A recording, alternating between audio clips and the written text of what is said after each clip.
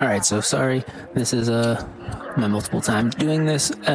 So what I have here is a project that I made.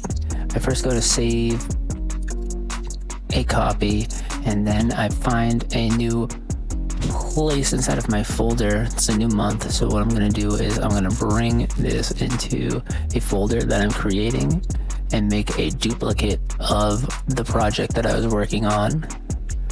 I was trying to record a video and voice it over, but it didn't take. You can see that my computer is processing pretty high right now.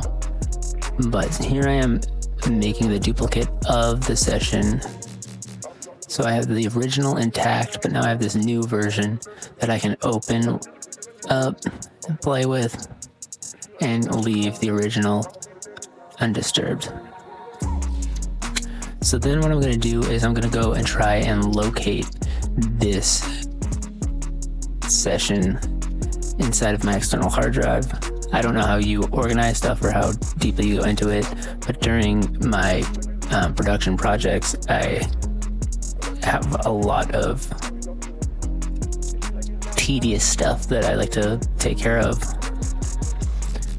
So then I'm going to go and I'm going to open up that new file that I just created.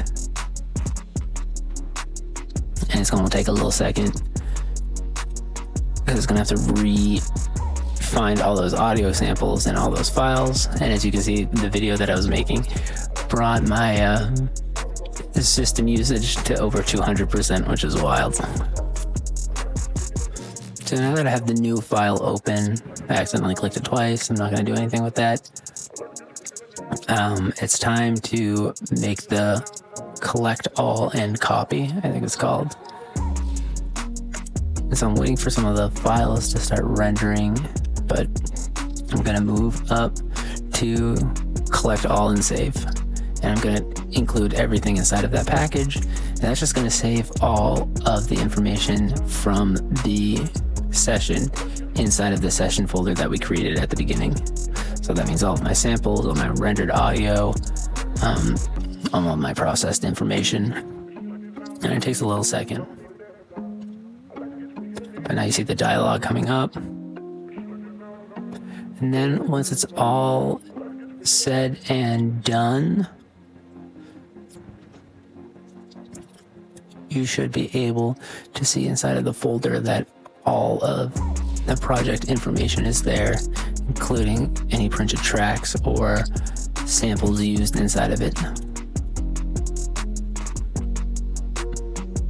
Then we can go over to Finder, and I'm going to see that everything is inside of there.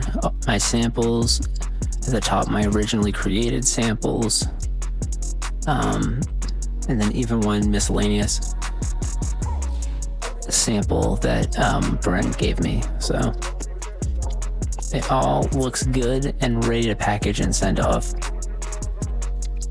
So the next thing I'm going to do is I'm going to highlight everything inside of my project or your song, and I'm going to hit Command-Shift-R, which is going to bring my export dialog. And for your project, I think we should do all individual tracks. I usually have a lot going on my master, and I usually turn some of it off when I'm making track outs, just because I don't want everything to be processed through limiters and aggressive compressors. But I sometimes leave some of my stuff on because I like the tones that they're adding to the overall project. So if there's certain plugins that you have on your master track that you like, I'd say go for it, as long as they're not like creating too much noise. I opened that up to make sure that I turned off the noise, but yeah, you can see it right there. But I do like the overall tonality that it adds to the collective track. I think for yours, we should turn off multi-track returns so that we can separate the like delays and reverbs from the individual tracks and just have them separate, and we can move and interact with them separately. Obviously, you don't need to make MP3s of everything, but it is important that you know your session data So for myself, I'm working at a sample rate of 48K and then a bit depth of 32. And you can find that information in your preferences, which is Command Shift tilde to open up your preference dialog. And then I'm just going to export them. And so usually what I do is I bring the track outs into my new session folder that has all of the information inside of it. I'll create a new folder, Command Shift N, and just call it track outs. And then because I usually don't send like a mass Ableton file, I'll name it the project name, the key, and the BPM.